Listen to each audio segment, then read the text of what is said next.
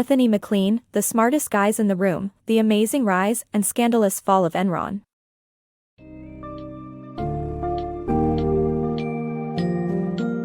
Immerse yourself in the tumultuous story of Enron, once a titan of the American energy sector, whose shocking collapse was precipitated by a tangle of deceit, fraudulent practices, and a company culture that embraced high-stakes risk.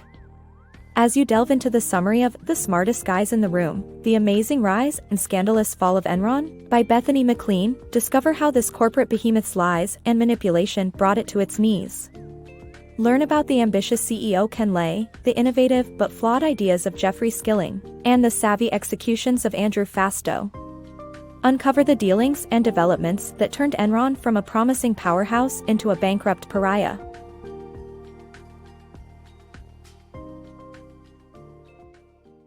Enron's troubles begin. Enron, once the biggest energy company in America, filed for bankruptcy in 2001 due to fraudulent business practices. The company's problems had started years earlier, with its founding in 1985 and subsequent financial struggles by 1987. Enron's dishonest business practices concerning oil prices and earnings manipulation brought the company to the brink of bankruptcy. Despite its oil trading game causing the company to take high-risk bets in the past, CEO Ken Lay assured that the experience was just a freak event that could never repeat itself. However, Enron's problems would prove to be rooted in its company culture of deceit and carelessness. Enron's rise and fall.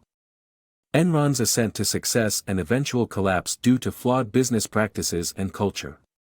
Enron's first crisis was surpassed by the hiring of Jeffrey Skilling, a talented and bright CEO who transformed the company into a successful organization through a series of steps. First, Enron became a gas bank, trading agreements via contracts signed by gas producers and customers. Skilling then encouraged the use of mark-to-market accounting, which netted future potential profits right after the contract was signed, creating the impression of rapid growth to attract investors. He valued intelligence over experience, which led to a culture of egomaniacs and backstabbers.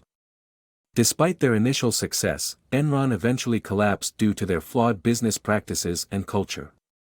The company failed to prioritize turning actual profits and relied heavily on trading paper assets.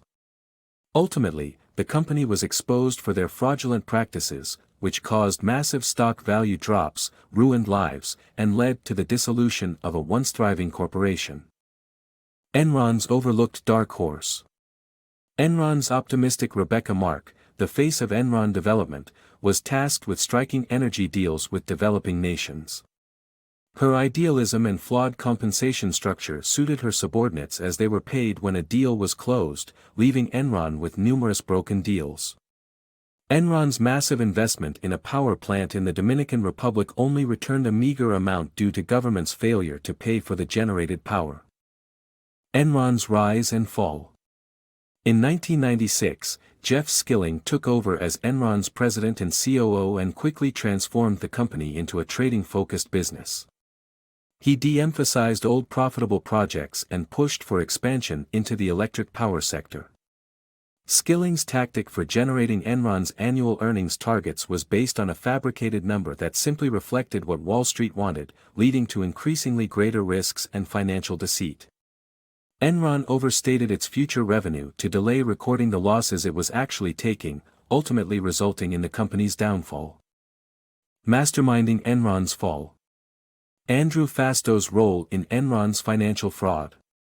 Enron's business and financial transformation were led by Jeffrey Skilling and Andrew Fastow, respectively. Fastow, who was appointed the chief financial officer in 1998, devised financial structures that concealed Enron's debt and made it appear profitable.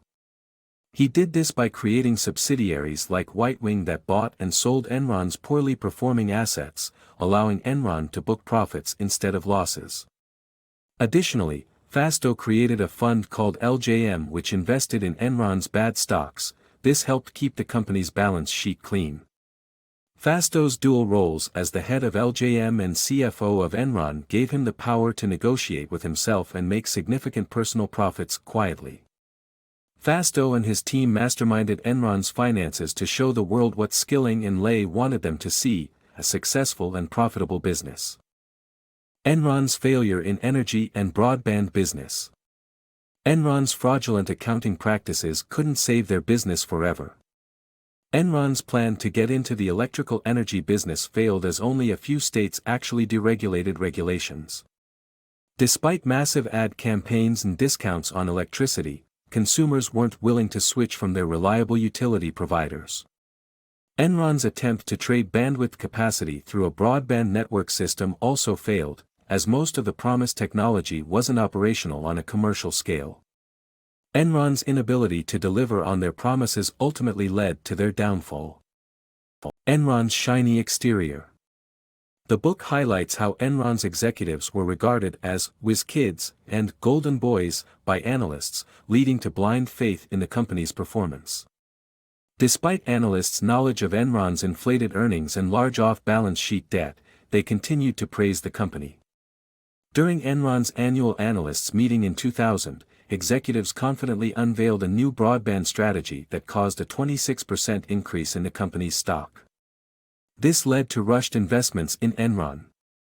Enron's downfall. In 2000, Enron's success was praised, and Jeff Skilling was appointed as CEO. However, skepticism about Enron's success was soon brought to light, and investigations were conducted. The mounting skepticism toward Enron in the investment world led to Skilling's unexpected resignation in 2001, causing further speculation about potential troubles at Enron. This ultimately led to the downfall of Enron. Enron's demise.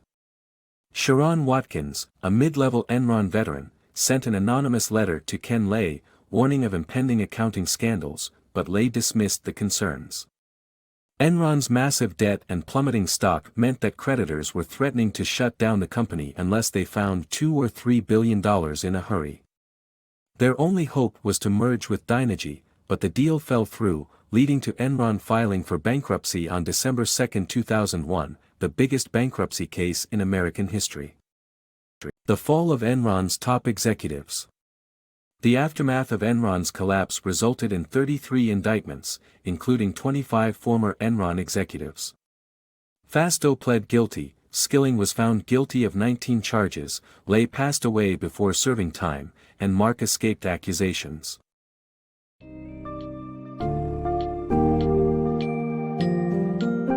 As we reflect on the tragic demise of Enron, it becomes apparent that the company's ruin did not stem from market forces or random misfortune, but from an insidious culture of dishonesty and risk-taking that ran rampant throughout the organization.